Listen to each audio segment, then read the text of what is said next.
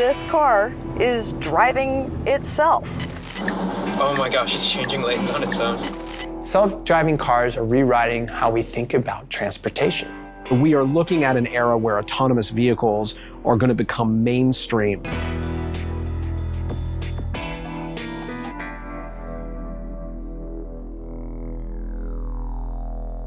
When you start moving to autonomous vehicles, you start to change the very landscape of the planet in a very deep way.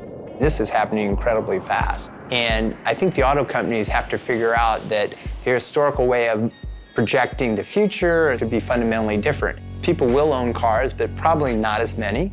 And that will have a dramatic impact.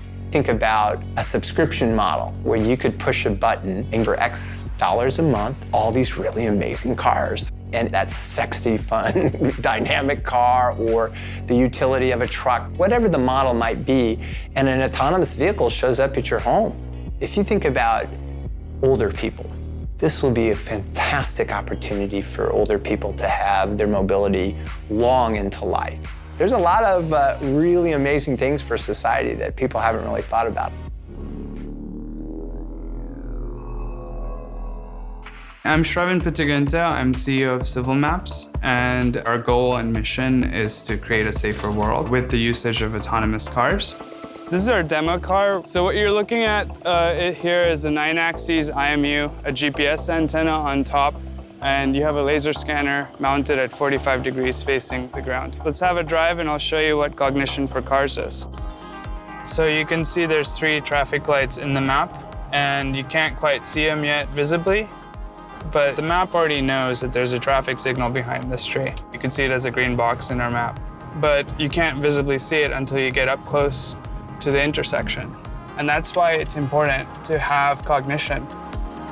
The goal is to create this alternate future where autonomous cars are contributing information to a centralized platform, and the cars can then utilize that central repository of information to make decisions and use that continental scale 3D map to have full autonomy everywhere and be ubiquitous. My name is George Hotz. I am the CEO of Comma AI, and we have a self-driving car. And you have Google, Tesla, and others all rushing to perfect prototypes of the driverless vehicle. And then you have George Hotz. You broke the code. This whiz kid who made big news as a teen for hacking into the iPhone. Today, the first iPhone hacker built a self-driving car in his garage. With plans to ship out, direct to consumer, a do-it-yourself kit that turns your car into a self-driving vehicle. The Comma One is actually a product. It fits inside a small box, no weird wires going everywhere, that people will actually be able to buy and install in their own cars. So it replaces your rearview mirror. Basically, the way you used to engage cruise control on the car, you now engage the Comma driving system.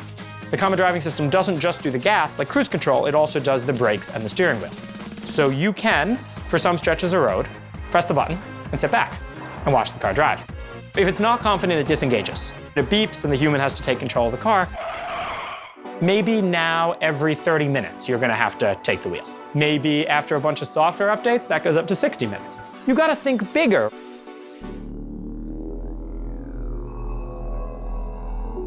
I'm Carol Riley. I'm the president and co-founder of Drive.ai.